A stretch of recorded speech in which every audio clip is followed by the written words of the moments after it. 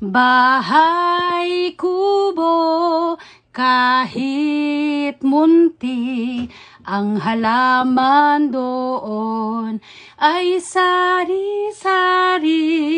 May talong, may talong, may talong, may talong, kalabasa't ampalayang puro ampalaya.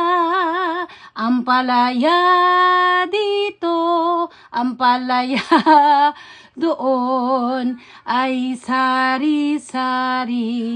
Maraming ampalaya, may talong, kalabasa, at saka ampalaya. Manawang kumain ng talong at ampalaya. Ulit!